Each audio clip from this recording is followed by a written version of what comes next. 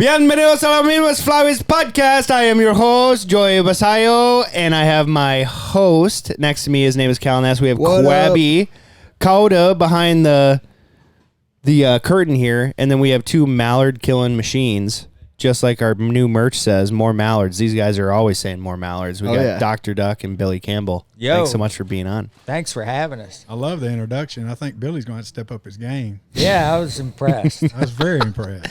Would you like me to talk Spanish the entire time? Or? Yes, 100%. Bienvenidos. Can you do that? I'm like 75% fluent.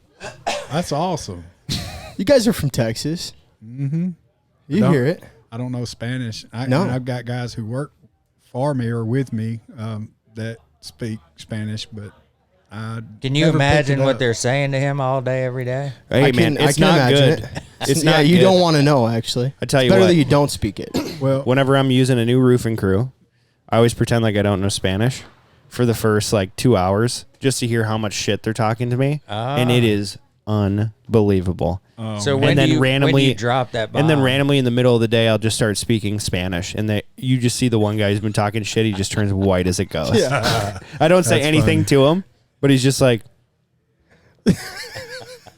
That is the thing, though. Whenever you are speaking a different language, and then somebody else comes up and they speak it, and you didn't expect it, that's shocking. Oh, no, bombshell. It's the best feeling in the world. Yeah, that's good. Yeah, you should learn Spanish. I mean, might be a but you little know what? late. He's 56 and he hadn't learned English yet. Yeah. Damn. So, damn. I don't know how. Getting by though. Barely. Surviving. He can talk duck. He's got that going for him. No doubt. Well, we're here in the Ducks Unlimited studios at Game Fair, and I think what we wanted to ask you guys about a little bit to get this going, everybody kind of knows from Dr. Duck the video from Yeti Films on. Mm-hmm. Right? So how did you guys meet? And tell me the origin before Dr. Duck hit. What were you guys doing? I know you guys were hunting a lot, obviously. So just tell me how you guys met and all that. Oh, for sure. I let Billy explain all that. He does a better job on those details. But yeah, we met and we hunted together for the first time, and honestly, we've been hunting together ever since. So I guess the best way he puts it is I guess he's the only one. How would you put it? Now, we had a mutual friend. I didn't even know him. Yeah. And I actually grew up in Arkansas. Okay. And he grew up in East Texas. I lost my father at an early age and ended up moving to East Texas, right across the border. Okay. And we had a guy that's a mutual friend of ours. And he's like, dude, didn't you used to? Yeah, I used to hunt all the time. He said, I got a guy who hunts, but he wants to learn to hunt ducks. He's never hunted ducks. You ever hunt ducks? And I said, no. He said, I thought you grew up in Arkansas. I did. Yeah. And I told somebody just last week, it's funny, but if I got to see my dad again, I'd be like, dude, what? Why squirrels? We got all. That's what you were doing? Yes. You're in the duck hunting capital of the world, and you're taking me squirrel hunting all the time? Nice. Yeah. But, so he said, you know what? I'm going to introduce you to, and y'all need to go try duck hunting. He said, you the only guy I know who really is, you could hang out. You're stupid enough to hang out with this guy. There you go. I'm like, what does this even mean? And it didn't take long to figure it out. And he was right. We're 30-something years down the road, and I was the only one stupid enough to hang. We've had a lot of guys come in and out over the years, and you guys know this from hunting. Yeah. It takes a special amount of grind. Yeah. And stupidity. A lot of people call it a young man's game. This dude's got that grind, and most guys, they'll be here for a while, and they end up moving on or doing something different. Have kids. And I was stupid enough to grind. The grind didn't bother me. It was kind of a challenge, and then, yeah, here we are 30-something years later, and still it's getting been that after long. it. Yeah, it's been 30 a long years. time. That's crazy. So how old were you? You were 26 when that happened? Early 20s. It was early to mid 20s, and yeah, it's just, and it's one of those things. A lot of folks will say, "What are you doing? What you doing, Dennis? Do during the off season? I mean, y'all fish a lot, or you know what? Dennis and I don't hardly talk in the off season. More now, though. We would spend 60 to 90 days together every day, And then we got kids. He runs an air conditioning business. At that time, I ran another company. We had a lot of stuff to do. Yeah. And then, a month or so, actually about September, right before September. Teal season. Start looking at dove and teal, start talking, start working out some plans. And back then, we hunted locally all the time. Yeah, we always had this one guy, several guys, but just single them out. And, they would always just beg us to go hunting with us. And I'm like, I would never tell anybody no. But we always had a spot we'd go to. And it was pretty tough. I mean, you couldn't get a boat in there. It was hard walking. When I tell you, it's probably about 3 inches of water and 3 foot of mud. That's what kind of walk it was. Yeah. And it was a few hundred yards over there, seriously. Several hundred. Yeah. Anyways, we would park the boat on the edge of the creek, and they're like, okay, is this a spot? And I said, no, it's way over there. We'll be there shortly. We get to the other side. One guy, we actually had to drag him out. But he never came back. But he's a funny guy. I love David to death. But he never asked again though. But you got to figure out who's got the grit, right? So So that's how you figure out things. Who's serious about it and who's not. Who's willing to put in the work and who's not. Is you go on those tough jobs like that and tough hunts, and you definitely figure out who's in, who's not. And that spot was bad. He definitely showed up every day. So yeah. That's how you knew. That's how I knew. Yeah, man. You tested them. Yeah. You had all them guys tested. Yeah. And a lot of them, like he said, came and gone, and they thought they wanted to do it. Yeah. But you got to have that mindset. Do you always take, like, if you're going first time, or you're like, I'm going to take this guy to a spot. Let's see if he really wants to go hunting. Well, we did it at early years, but as we got older, we kind of, we don't do that as much anymore. But because you don't want to do it. Got a little soft. Hey, it's you, bro. That walk was bad. I had a friend of mine who had family in Louisiana. Yeah. And during the holidays, they would always invite me over to hunt. I'd make the trip over with him, and I'd hunt over there. He'd have holidays with the kids and stuff, and I'd go hunt with this guy. Yeah. And that guy called us up, said, hey, I'd like to come to East Texas and hunt. So I told him I want to repay the, Totally repay the favors. And we got out and started scouting, and it's just, you got to hit it just right in East Texas. Yeah. There just aren't a ton of, we split the middle of those two flyways. There's no reason for birds to be there. So you got to have the perfect conditions. We had no conditions. Couldn't find ducks. Well, we know this one spot is going to have some ducks. And it was that spot he's talking about. So we took him to that spot. And this dude's 6'7", 285, pushing 300, in good shape. We go in there, and we shoot a handful of mallards. Yeah. We get out, and, I mean, you're looking through 3 inches of water. He's exactly right, but you're walking waist deep. Oh, yeah. Goose shit bottom is what we call that up so there. bad, bro. It's bad in Minnesota sometimes. So we get back. He's spending the night at my buddy's house. He calls around dinner. Everybody getting to bed early. He says, hey, man, I just wondered, we'll be around tomorrow too. You got any spots you want to hunt tomorrow? I was like, well, hadn't been able to find ducks. We killed a few today. He said, look, I don't want to be that guy. But if the last duck on earth was in that hole, I would not be shooting it tomorrow. That was it. He was done. So you do test them. Oh yeah, you got to test them. You figure out who wants to be there and who doesn't really quick. And that was back in the days of neoprene, wasn't it? Yeah. Oh yeah. It's just absolutely no breathability. None whatsoever. It's just a sink box in there. Yeah, you're sweating bullets the whole way. You're soaking wet. So 10 years ago, they switched from like neoprene to breathable. Yeah. And it's almost like I don't remember. I had to block those memories out of my brain. If you had to walk in neoprene waders in like any sort of mud, you were just toast. They were warm though. You were sweating, and then you sit there for an hour and a half, and you're like, oh no, why are my toes falling off? Right? This is bad. Yeah, the minute you sweat in there, dude, that's a recipe for disaster in cold weather. Oh, it's terrible. Hey, think of peeing in them. You remember that? Dumb and Dumber. We had a guy. It was so cold. And this was a special situation. This guy had a connection, and he had some guys in Arkansas that guided. Yeah. And at the end of the season, they shoot the refuge on their private place. Yep. Just the last few days of the year. and these guides invited us to go shoot them up with them. Yeah. You got to go. Oh, for sure. They had a bunch of rain, so I'm the short guy. I'm the guy that's got to pull his up in Totally. deep. The entire walk, the entire hunt, the group of trees we're hunting, it's top of your waders. And it's, I don't know what, 17 degrees that day, 19, I don't know. It was cold. It was cold. Yeah, cold, you're cold. breaking that morning. like sheet It ice. was so bad. And this guy that was with us, he hunts once every 2 or 3 years, probably. It's actually the guy that introduced us. And Nice. he's just, man, I'm dying. I'm absolutely dying. I have to pee. Yeah. I'm freezing. I'm dying. Oh no. I'm dying. You got to pee? Yeah. Oh Well, no. Hey, he says, maybe I'll just pee in my waders. And I'm thinking, you know what? That'll warm you up. For about 5 minutes. We'll get to hunt here a little longer. Yeah, bro. Just pee in the waders. But you got to shift it from one And leg I'm to thinking, the other. You know. hey, this is fun. This is funny, right? This is not really going to happen. Yeah, of course And you're all of a like sudden, going along with it. You're, Oh, no. like, no. Hey, dude. Yeah. You peed in your waders.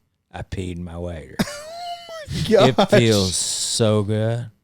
It is so warm in here, all the way to my toe. This is so nice. It wasn't even 5 minutes. Like 4.5 minutes later, I gotta go. What do you mean you gotta go? I'm freezing. I thought you were warm. Pee again. Just pee again. I can't pee. I can't do anything. I don't know if I can walk. We gotta go. Yeah, dude. They were freezing. He's completely frozen up. He threw those away after that hunt. Too. Oh, yeah. That's unbelievable, man. That's disgusting. I can't believe that dude thought you were being serious though. He thought you were really meant it. You were like, yeah, you should do that. Oh, That's really bad. No, that's a very rookie mistake. Oh, yeah. To think that putting water into your waders will warm you up. Doesn't matter if it's so warm cold. water. Right. No, I've told the story in the podcast before, so I'll just summarize it. But my first mallard ban, I was down in Nebraska. It was like 1 degree, -11 wind chill, around a river. I see my buddy Gavin from me to the end of the table. He's in ankle deep water. I'm standing in my boat, and I slipped in my boat, and my foot got stuck in between, like on an Excel, between the gun whale and like the gun box lever. So my foot got stuck, and I'm like falling. I'm like, oh, I'll just stick my foot in the water. You know, I'm like, catch my balance, put my foot in the water. It's 4 feet deep. So now I'm like in the water. Water goes in my left shoulder, and he helps me up. In the boat? 0 degrees outside. No, my boot was still stuck in the boat. So my buddy lifts me up, and I have all this water go down my left leg, and I'm like, oh no, nope. It's like 6:45 in the morning. We're just about to shoot. I'm like, nope. Took off my waders, took off my pants, my shorts. I got naked on the sandbar. Took off everything. I was wringing everything out, and I put a panel blind around me on the sandbar, and there are 3 heaters on me, and I'm just wringing out all my clothing, and I actually hunted the rest of the day. But it was fucking awful. Guys, this podcast is brought to you by SoundGear, and I know that some of you out there have recently probably done something very stupid, where you go out and you shoot your gun without any hearing protection in, and every time you do it, you will hear a ring, a slight little ring that occurs to you, okay? And if you don't, then you're already in bad trouble. So what you should do is use our discount code, which is an insane discount that we're doing now with SoundGear. 20% off your customs. You can order them through the website. No more phone number. So it's Flyways is the code. So go to soundgear.com and use code Flyways for 20% off customs. 20%, dude. 20% off customs. Save your You've never hearing. done it before. Specialty for this. So please go use it. Check it out. Don't be a dummy. Save your hearing, guys. Yeah, you had to get. He could hang out with you. Oh yeah. Well, we Dude. were an hour and a half from the boat launch, Oh no. and then we were another hour and a half from our lodge. Basically had to. We were 3 hours. So Yeah. I'm like, if I don't figure this out, I'm dying. In terms So- of testing people, I know we've talked about it in the pod, but when we first went down to Louisiana to see Wade, the first time we hunted with Wade, Yeah. we go down there. We get there at about Cal when we was get to the Cal was a lot heavier at this time. yeah, I was about 305 pounds at this point, right? And we get down there and we get to the camp at like 10 p.m. And Wade's like, we got to set this stuff up, whatever. So we're setting all this stuff up, and it's midnight. And he's like, well, we should go to bed. We're like, yeah, sounds good, obviously. And he's like, we're getting up at 1. And I'm like, it's too much. what are we doing, dude? I know. We're taking a 1 hour nap. So we Right. take a 1 hour nap. We drive 2 hours to the boat launch. We go in. We drive way up this river. I don't know how many miles we rode in this boat, right? And it's like 3 a.m. And we get to the Way spot. too early, man. And the levee had no water in it. So we had run out of water. So he parks the boat. He said, we're going to have to walk from here. So we walked in waist deep water for over 2 miles. It was about knee deep. Was knee it? deep water. Yep. The very end was that waist deep stuff then? Yeah. Yeah, okay.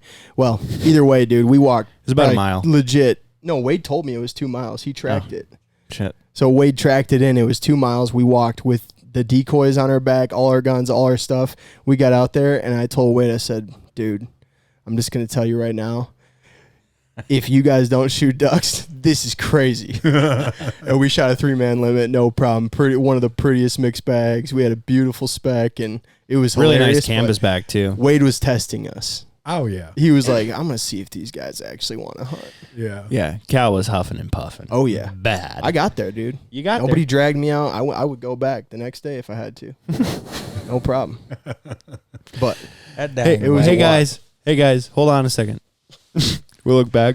Cal is just we did take a couple beat breaks. fucking red. We took a couple breaks. Oh, But yeah, gosh. man, it was just funny. I think public land hunter, not saying anything about the private. 'cause Yeah. they put their work in. Usually they got equipment, and they got. You're their, still scouting. You still Yeah. got to get permission. There's Yeah. different deals with Yeah, it. you got your battles, but for a public land guy, the grind of it, you gotta have a certain grit about you. Yeah. If you want to have success, and so, putting in the hard work, the scouting, the time it takes to have any type of success, because it's also a competition factor in there as well for a public land guy, Yeah. and so. A lot of that comes together to have success. You got to put your time in. You got to understand how to do it. Yep. And then I guess the main thing that me and Billy's been talking about for years is also you got to know how to treat other people as well, because you're dealing with a lot of other people while you're out there as well. So you got to know how to tread the waters there as well, Yeah. because they can make your hunt good or bad. Your neighbors out there that's hunting next to you or around you, They'll shoot your swing ducks. yeah, they can also make your hunt. You make them mad, they can also make your hunt Really crappy. Yeah, so we talk a lot about that. So it's a different ball game, and you got to have that grit, and and doing those hard hunts, especially on public ground. That's what it takes. You got to put in the walk. Sometimes it's 2 or 3 miles in, 2 or 3 Yeah, man. miles out. You know what's crazy is up here, you don't do that. Right. Like, you take your boat right to the spot. Most of the time. Yeah. Almost every time. I mean, we have some walk-in spots and stuff, but nothing like that, right? Like what you guys do. We're in not the walking South through timber. is just totally different than. Yeah, but the other side of that coin is if I fall in at home, I'm probably not going to die. Yeah. We're going to die. I've got tremendous appreciation. We've swung through. I mean, we've spent Yeah, you time find it all in over. Canada, Dakotas, Idaho, Washington State, but that first trip that I took to Montana Yeah. during that winter storm, it was in the duck trip video, Yes. and that we happened to be hunting with a medic, and he's Yeah. like, "Hey, you need to go sit in a truck." And I'm like, "Bro, I don't need to sit in a truck. What, Dad? What's going on?" Yeah. He's like, "No, you're in second stage of Hypothermia. Hypothermia. no Frostbite. on your Yeah. nose." Yeah. I'm like, "Seriously? How many stages?" He said 3, and the next one is you going. I mean, like your nose is It's not falling gonna be off, good. kind of deal. Shit. Hey, I'm gonna go sit in the truck, dog. How cold was it? I told We him, I had a said, 3-day high of -7. Yes. That's a real Hell temp. And that's when I realized, you know what? We work hard, but I ain't dying. I think he'd just do anything to get out picking up decoys. Maybe Yeah. 100%. I've almost died a lot duck hunting. it gets cold up here. It gets cold, but Cal was on this one. Remember we were hunting with your brother and Pat Rader? Oh yeah. There was this lake that's public, and we took our boat out. I think it was like in the afternoon or something, but it was super light out when we were out hunting. And there's this big boulder in the water, and I'm looking, And like we parked our boat, so we have to hunt in the boat quite a bit. And if you park far enough into the cattails and bend the cattails over the boat and you don't move when ducks are working over you, you're fine. You know, the least amount of effort possible is the best. And my buddy is like, can you see that duck that I dropped, whatever? And I get up on this rock and I'm like going to step on the other side of this rock and I go way over my waders instantly. And I'm like, ooh, that was bad. And within 10 minutes, I am like hypothermic. I'm like, we need to go back now. Like I was gonna die. Wasn't that when the weather picked up really bad too? Yeah. And then we were in a 14-foot, 36-inch wide 4 of us. John boat. 4 of us. Ooh. Dumb. Bad deal. Really dumb. Young, dumb. Yeah. But yeah, big waves. We had like white caps on the lake. Driving back out of there, it was really sketchy. Yeah, I've almost gotten hypothermia probably. There's just different stuff all over the country, man. 10 times. Every place has its own challenges and stuff. Do you still have the van? No, no. Dude, tell me about that van. Oh, just a crazy friend, a mutual friend of ours, Blake. He used to hunt with us a lot. And yeah, he hung in there for a few years, but of course, you know, it's pretty much the same story. You know, you get married, have a kid. Yeah, you know, priorities change. Yeah, I get it. But anyways, he bought that thing, and we used that a lot. It was something else. It looks so crazy in like that video. I mean, that was 4-wheel drive. Yeah, 4-wheel drive, everything, closet, beds, everything you want. I mean, it's perfect for a boat ramp hobo. I mean, that's what you need. You know, if you're going to travel and do the things that we do. So we kind of got a different setup now, but to me, it's a little bit more convenient than the van. You got a little bit more room because you got storage space for the bed of the truck and the tents on top. But that was a good time. We all had a good time back then. And Blake, he was just such a hoot. I mean, he was a pretty nifty guy, funny guy, and we kind of miss him. I told him when I talk to him every once in a while, I'm like, dude, you got to come out of retirement. But but he's super dad. I'm talking about he doesn't let his son out of his eyesight. That poor kid. I mean, he's a helicopter dad. Oh yes, like he is not sitting up. Well, I don't know if he's even going to allow him to go to school. I mean, it's gotten bad. So I don't know. Just homeschool him. Oh, I don't know. Take him with him to work. He says he's going to go to Blake Powell's Hard Knock School, his homeschool. So I don't know what he's going to do. Yeah, he goes to work with him. He doesn't send him to daycare. Are you serious? I'm serious as hard. Oh yeah, he goes to work with him every day. And, how old is he? I'm going to say he's around 4, going on 5 now. Yeah, should be starting kindergarten pretty soon. So Blake's having a real hard time with that. So. Yeah. So I got a question for you guys. So I don't know if you know this. I feel like I've told you guys this before, but we watched that video, that first video I did with Sitka, and it sparked something in Cal, Connor, and I, where we looked at it and we're like, this is the shit. This is the kind of quality video we want to portray on YouTube or whatever, you know? And so since you guys had been together for so long, how did that even come about? Well, like that whole video, and then obviously that transferred into Dr. Duck and where you guys are at now.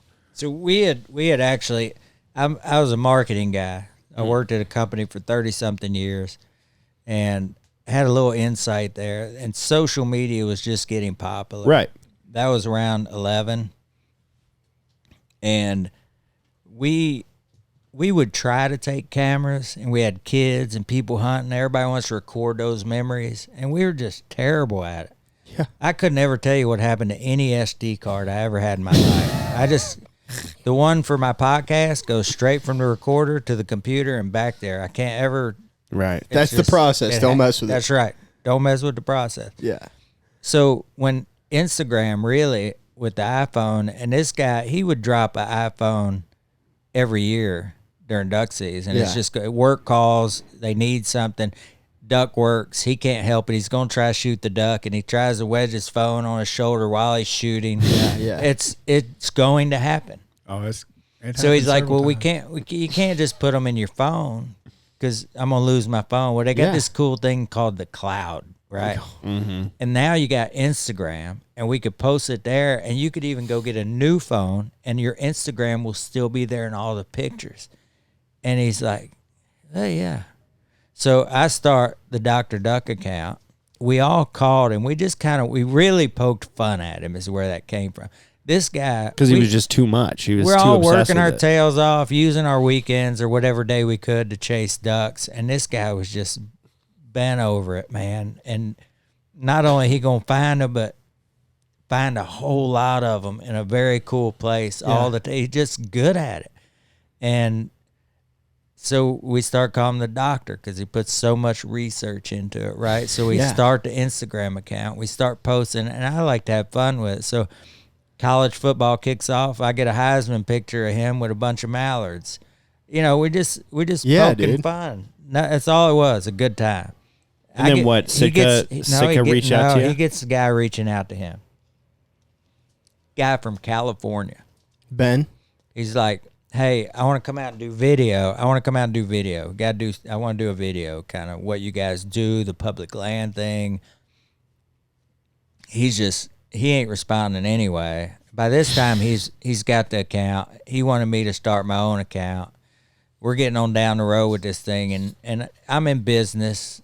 He's busy. He's like, just call this guy and feel him out. You're good with the people thing. Just call him, feel him out. So I get Ben. It is Ben.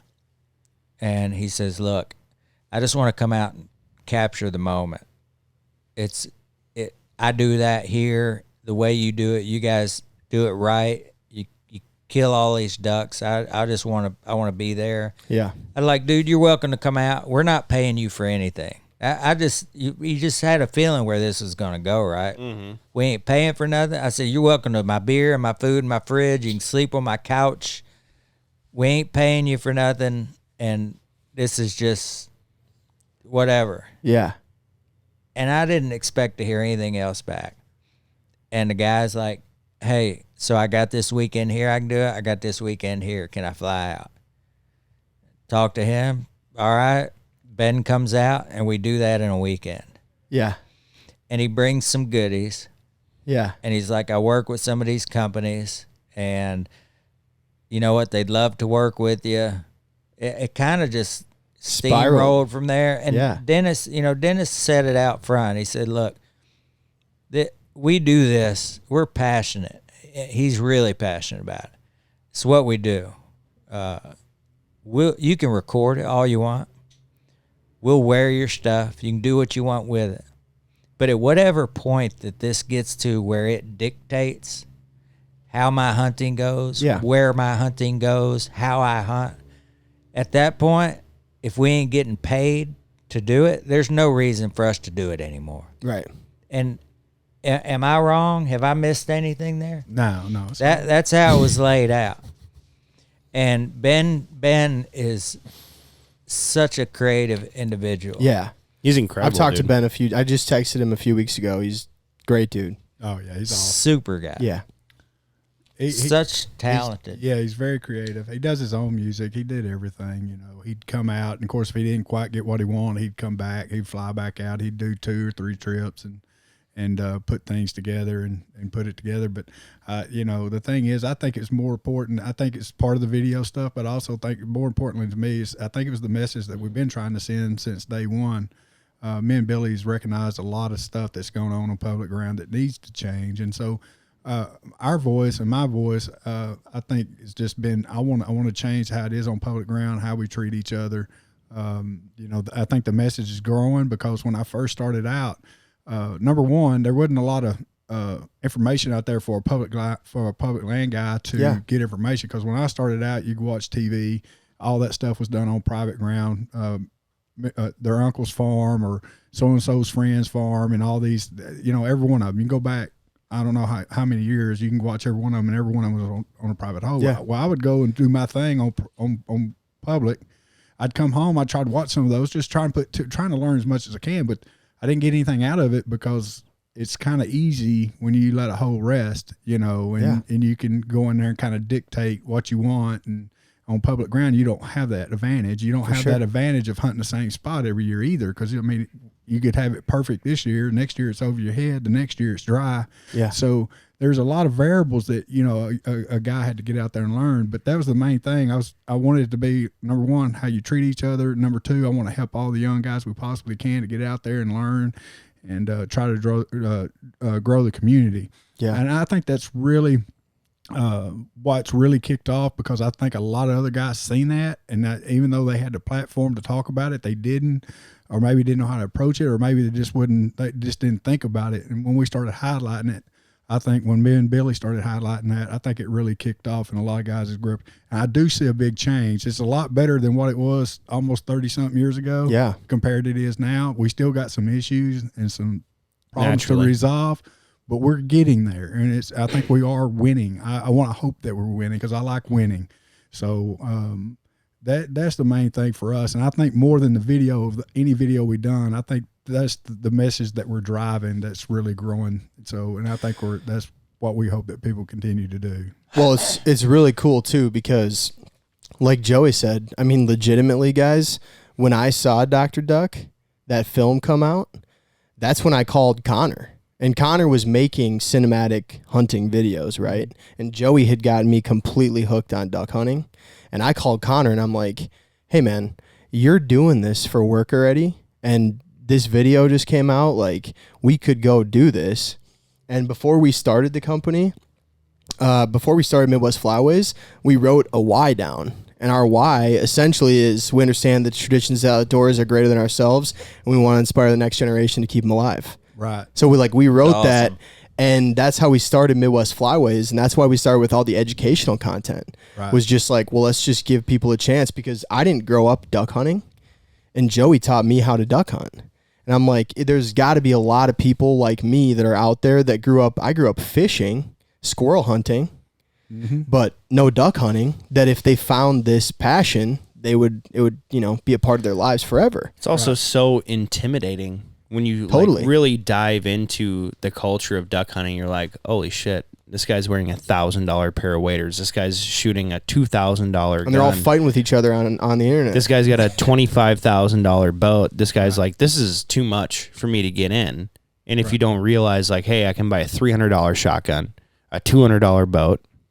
Look, and we for all those years, an 870 pump. Yep. We were using his wife's grandfather's V-bottom from, I have no idea when. With a 9-horse motor on it. Beautiful. nice. Little Evinrude 9. Yeah. Yeah. That's what you had on your 1436, isn't it? Little 9-horse? No, I had a 15-horse Okay. Johnson. Ooh, Yeah. big boy. There you Yeah. go. And the it may not even run. You know, I can tell you numerous times you're using your, guns as boat paddles. I mean, entry, yes, it can appear that way, but it doesn't have to be that way. Right. Guys, you get guys reach out all the time. Hey, I don't have a boat. I can't duck hunt. Dude. You can. There's so many great walk-in opportunities. Oh, yeah. I mean, We walked in a lot, so. it's all we did for a long time. Yeah, the spot that Joey was talking about hunting in that boat, my brothers used to walk like miles into this lake, like Through out on this cattails. peninsula through cattails, walk out there and hunt. That ain't cool, man. The thing, too. It's a long walk. Guys, this podcast is brought to you by Migra Ammunitions. They are the original stacked load out there. People are always asking, what kind of shot size should I use for ducks, and what kind of shot size should I use for geese? And honestly, we're using a lot of 1.3 stack load and 2.4 stack load. I like to keep it simple, KISS method, and just use one shell for both birds. And honestly, if you're using the shells properly, you're landing those birds, you're getting them within shooting distance, and all of them hit like an absolute hammer. Yeah, the 2.4 is my favorite, and I can shoot it in my 20 or my 12, and I shoot it at geese and ducks all year. All year. So check out Migra. Go to migraammo.com. The young guys that's getting started, my advice to them is not worry about the numbers. If you worry about the numbers, you're going to end up frustrated. You're going to quit. Yeah. And that's just the nature of the beast. And I've seen a lot of young men do that. If you go about it with a passion of, I want to learn this sport no matter what it takes, and you take your licks and learn, because duck hunting is a lot like baseball. If you have 3 good hunts out of 10, that's pretty good odds right there. I think a lot of guys got this false image in their head like they should kill ducks every time they go, and that's not possible. Even the private land guys don't kill ducks every day. And so, and then of course, it's intimidating too when you go back to that too. You go to opening day and all these people are here, right? Yeah. And you're intimidated by the number of hunters, and I've seen a lot of guys kind of shrink on that. Yeah. So it's a lot of factors into it that you have to adjust to, but I think if you go into it with a mindset, hey, I'm here to learn for the next few years. And Yeah. you just pick it this little, and you get an opportunity to hunt with people who have more knowledge. Just ask questions. Don't be intimidated about asking questions, or don't feel stupid about asking questions. Ask all you can, learn all you can. And then the numbers will come. Yeah. But if you make that your focus point, you're going to have a big problem. Yeah, man, 100%. You're going to be freaking miserable. Miserable. No matter what. You're going to hate every minute of it. You know, and you take people out, too, that they think, a lot of people, when you take them for the first time, they don't necessarily grasp, we could go out today. It's going to be cold. It's going to suck. We might not shoot any ducks, you know? Right. And sometimes you take new people out and you're out there for like, you sit there, you know, you're waiting on a flight or whatever it is, and it's the afternoon, and these people are like, so are we going to shoot? Like, how does this work? You know, and you're like, oh, yeah, no, it's not like, you don't just go out and like there's ducks there and you shoot them. Like it's a whole thing. I've had a lot of people do that where they're like, we really might not shoot anything. I think the thing about the shooting part, it goes back to opening day. And I tell, why is opening day so popular? Warmer. Because ducks On are there public a lot of the land. time. A lot of times. And it's the first hunt of the year. Yeah. And you got the element of surprise. A public land guy, that is your best opportunity to have that element of surprise. After the first day, it's gone. It's not like a private land guy that can create that again by letting that hold. He might let it rest a week. Yep, get 2 some weeks, new birds, not hunt them 3 for a weeks. week. Yeah. But on a public land guy, everybody thinks they got these secret holes. With the technology we have now, there's no secrets anymore. Right. It's like me and Billy talk about. It's all about timing, being in that area at the right time. Yeah. And that's how you produce, your kills or your numbers, is being at certain areas, certain time. You got to be there a lot to see when they're there. But opening day, it's like Billy said before, if you got that guy that's going to hunt once a year, it's going to be opening day, because he knows that's his best opportunity of element surprise. And it is the easiest hunt because they're coming in with confidence. They hadn't been messed with. They hadn't been shot at. They're going to dive right into it, right? Yeah. Well, that day, too, it's not so easy, You can probably cut it in half. Oh, yeah. If you killed 10 for opening day, if you kill 5 the second day, that's a good. You know what I mean? Right. But I don't know personally what got lost in outdoorsmen in general, from deer hunting to duck hunting. I know guys that will sit all year long to take one shot at a buck. Yeah. Why, sometimes why not not? even. Why not apply the same thing to ducks? I think a lot of people look at it in a different way, though, because I think for a lot of folks, it's more about like if they're deer hunting, maybe about the meat. And so for a lot of people that are hunting ducks, they don't think they're going to get out, to go out. Like I've heard a lot of people that deer hunt a lot be like, I don't think I have time to go and chase birds and duck hunt all year to only be able to keep 3 times my daily limit. Well, here's what I think. You'll see, you ever hear the deer leash referred to as the beer lease? Yeah. Everybody's heard that. Yeah. And I know guys that don't shoot a deer at all. For sure. All year. They go there to fuck off. But they're going to go. yeah, they're going to go. And they're going to have a good time. Yeah. Oh, yeah. I don't know where or when that got lost. Is that a Hemi? I don't know when or where that got lost. But that gets back to our kind of thing we started with, the enjoy the journey deal. Yeah. For some reason up here, we just, normally if we're in the South, we, it's better with the crowds a little bit. But up here, the guys we do talk to, just like 2 young men I talked to earlier today, they don't know how to approach. I know. They walk right by us. They want us to talk, but they don't know how to, I know, man. Guys from the South walk right up like, hey, dude, what the heck's going on? And here's a little difference, like, Totally. Yeah. You got to kind of like encourage people a little bit here. Right. When we had the booth open for a little bit today, and like people will walk by and they'll stare at us like they know who we are. Yeah. And then you're like, they won't say anything though. They start walking by and you're like, hey man. And they're like, hey, man, I watch all your stuff. And you're like, you were going to leave. Right. And they're like, yeah, well, we had that. you guys look busy. Well, there were some guys that come by the booth looking at the dog food, and I knew they kept staring at me, so I walk over there. So we have a cornhole game there, and and then time they end up, well, hey, I want you to know we watch your stuff on YouTube, Yeah. And I'm like, but before they wouldn't have said anything. They would have probably just left. So it's kind of different.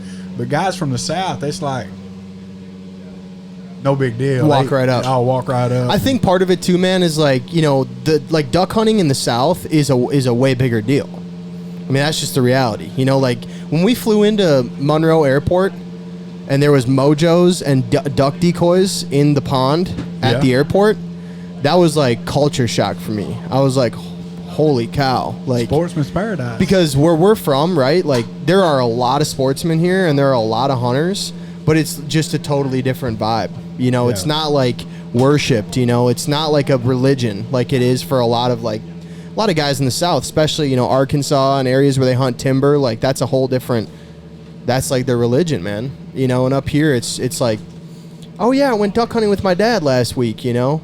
Yeah. When are you gonna go back out? Oh, maybe a few weeks now. I'll get back out again. Yeah. There's a lot of guys that hunt, you know, a couple times a year up here. Yeah.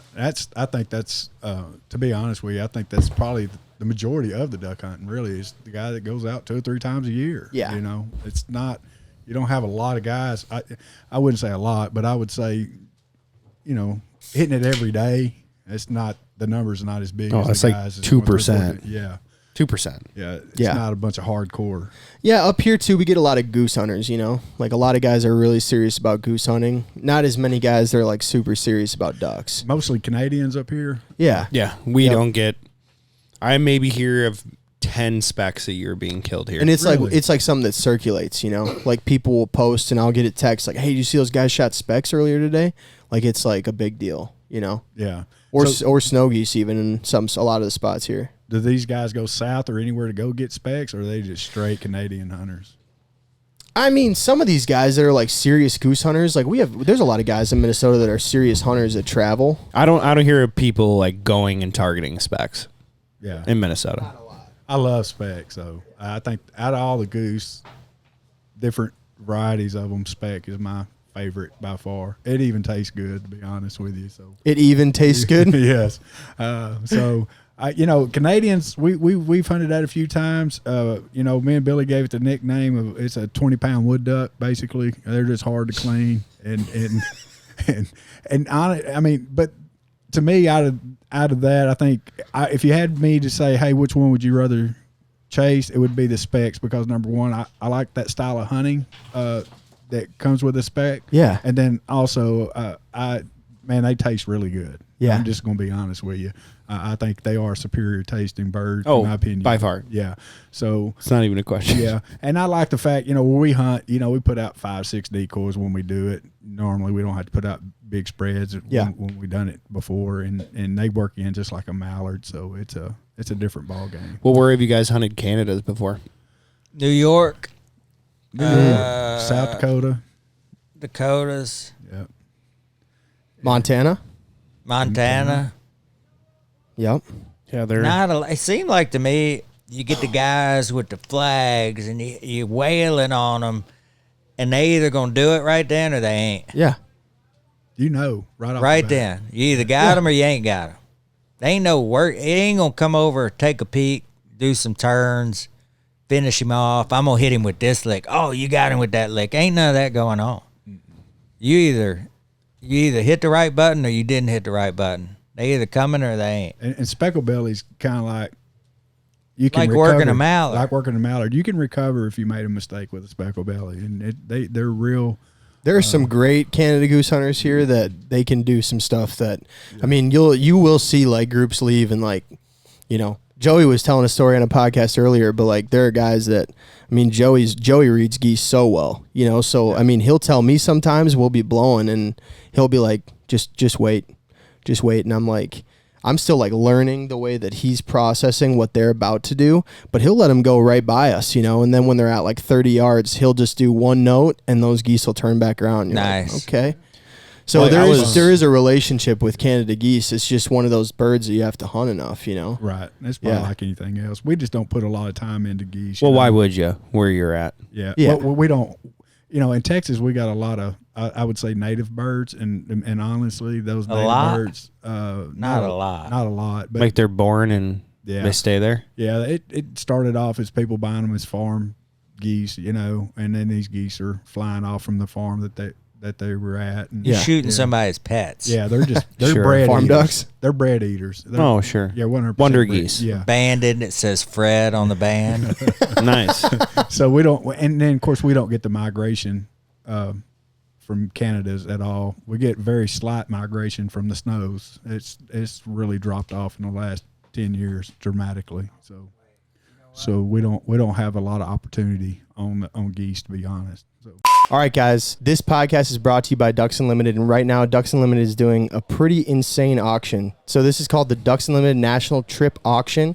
It's live right now, and this auction, guys, they're literally giving away some of the craziest experiences you can imagine. They have a musk ox hunt. They have some Argentina duck and dove hunting, right? Yeah. Unreal, man. They have so many different things on there. So you guys can check this out at ducks.org/NTA. Did you see anything else on there that blew your mind? You can go base jumping in Moab in like the mineral area, and you can go to Uruguay to shoot crazy ducks. Like all of these things are valued at $2 to $10 grand, and it's just like up to 4 guests, up to 2 guests, and it's just nuts. Like I can't even believe they're doing this. They have trips in the U.S. They have trips internationally. When I looked at the list, I was like, who even put this together? Like it's all over the board. So go bid on it right now.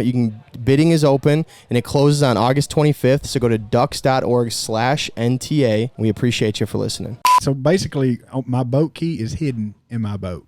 It's in there somewhere. Yeah, but it's always there. It's always. I don't have to get to the boat ramp and say, "Oh, I left my key at home." Yeah, it's in the boat. You're Joey. I left my boat key in the ignition at all times, and if you took that out of the ignition, where the fuck is my key? Yo, this guy is so bad. Go? One time, he had me go out to his truck late at night. This is unacceptable. To get stuff this story out of gets his me truck. So angry. I go out there, I get the stuff out of his truck for him. What do you do if you're a good friend when you come back in? Lock the truck. Right. I lock it. We get up in the morning. We're working on a friend's house out of town. We get up in the morning to go put siding on the outside of this house, and he goes up to his truck. He's like, "What the hell, man? Like, what do you mean?" He's like, "It's locked." "Yeah, it's fucking locked." And he's like, "My keys are in there." I'm like, what the hell kind of person would send you out and not say, "My keys are in there"? And we fought back and forth, and I ended up paying for the dude to come and open the damn truck. I'm still waiting on that money back. You will not get that money back. His truck has the number pad on the side of it, so that can't happen. Yeah, it's unreal. The newer trucks won't even let you lock your keys in it, which is sick because really good for him. Sometimes. So just to tell you how bad I am. So like that wallet right here, I can track it with my phone. Nice. Of course. So like if I left my wallet on that table. It's not if, it's when. Sure. Yeah, it's all the time. But I can leave it on that table, and I can walk about 30 yards out there, and it'll send a message to my phone that I left my wallet here. Yeah. Oh, that's sick. And then, we're getting out of the rental car at, where were we at? I don't know. Irrelevant. Several weeks ago, we're doing a show. We get out of the rental car.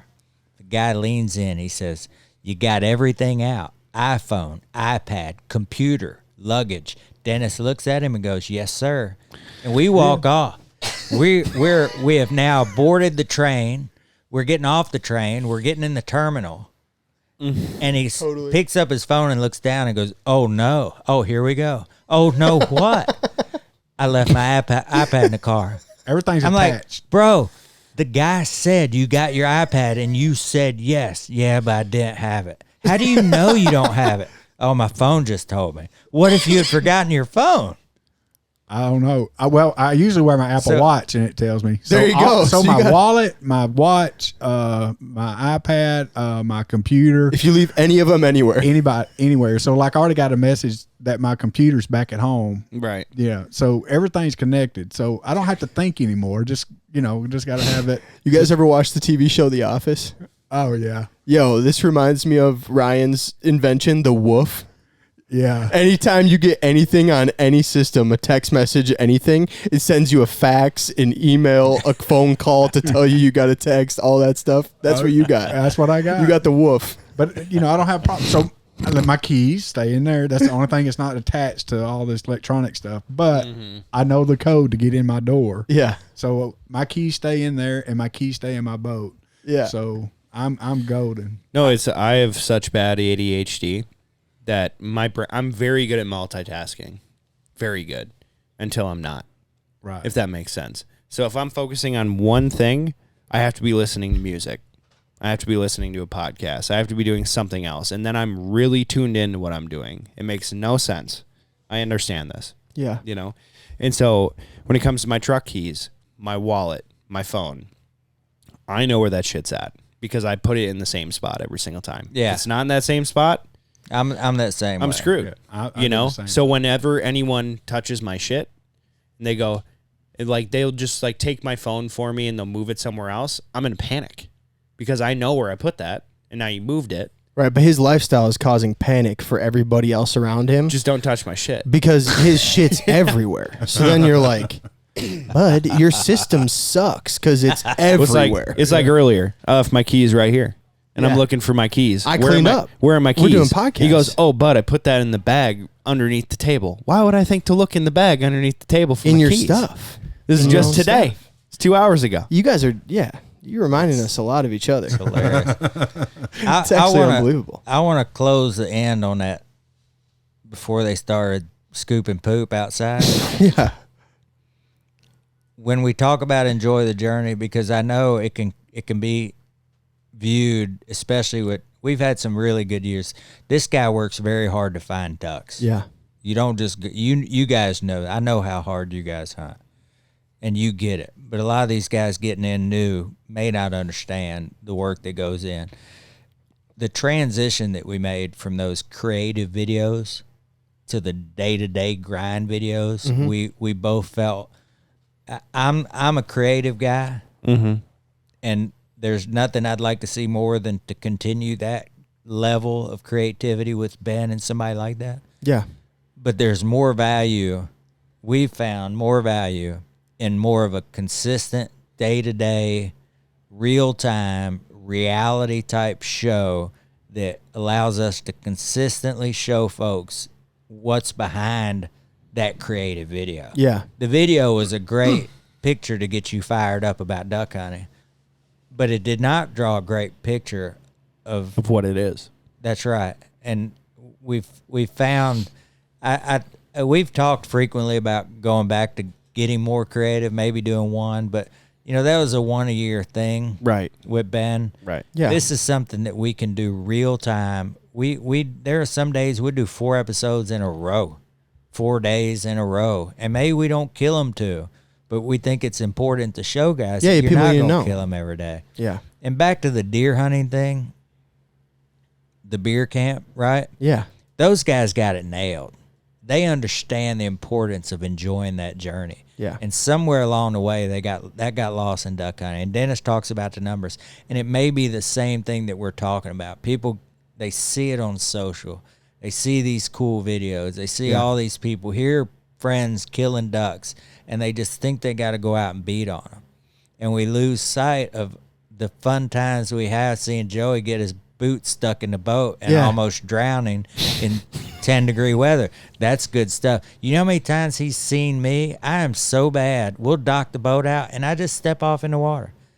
And I couldn't tell you how many times I completely disappear. It looked like a cork popping up and down. Well, because you're in too deep of water? Yeah. I mean, the front of the boat's dry ground. Perfectly dry ground in front of the boat, but he wants to jump off the side thinking it's, It's that steep of a drop off? It's all that, the eating. Did you touch the bottom? The missed opportunities. Yeah.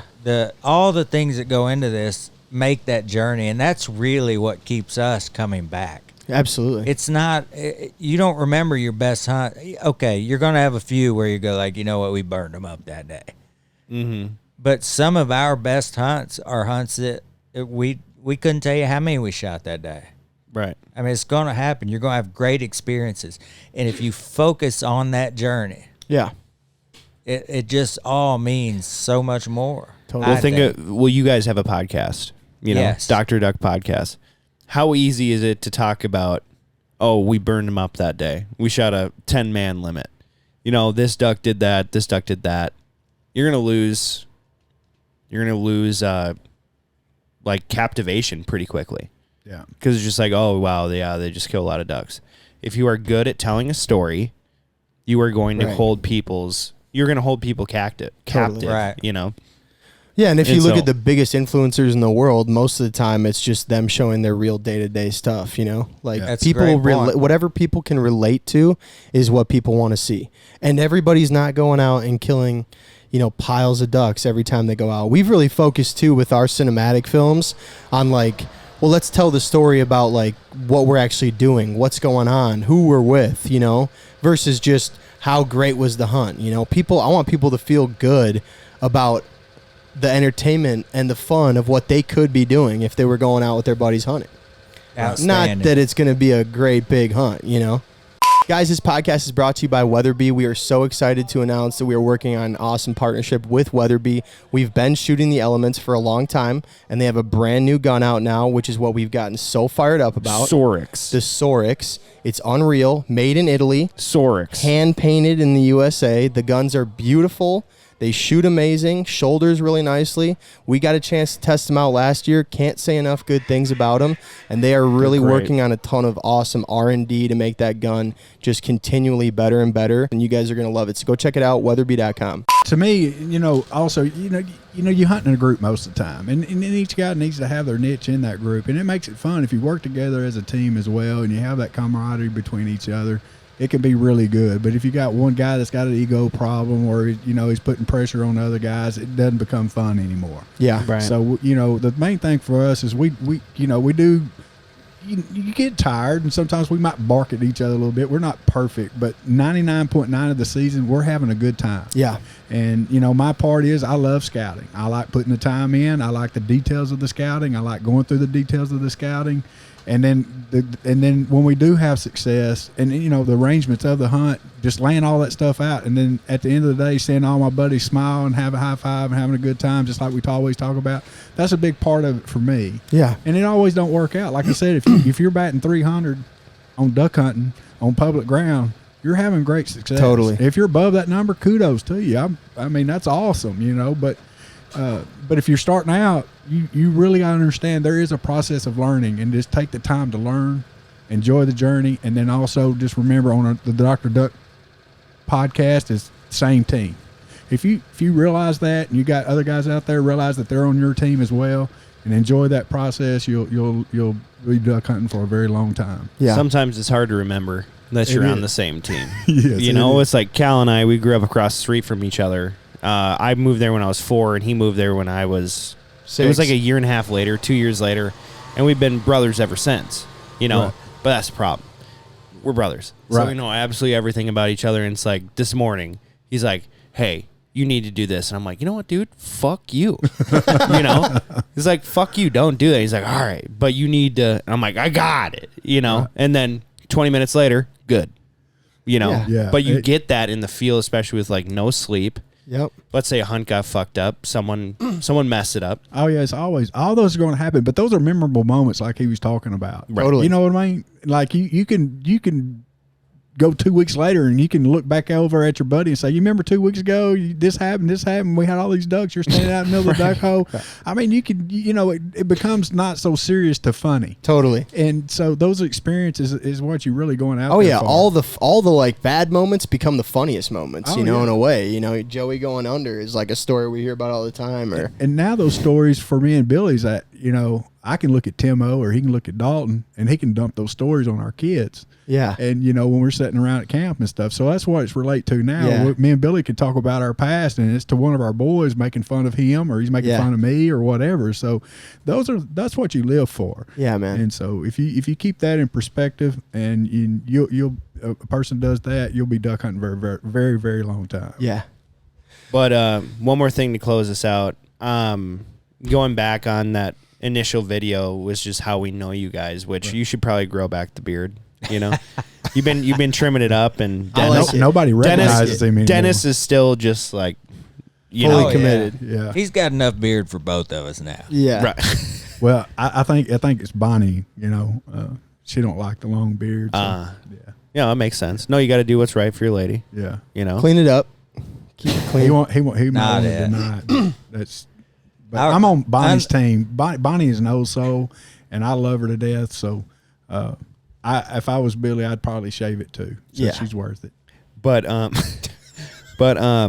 He No, just, the he's passion. poking fun. Look, some of us run our house, dog. Yeah, you run the dishwasher, the mop. oh my god. What I was gonna say is like the passion that you guys had in that video Yeah.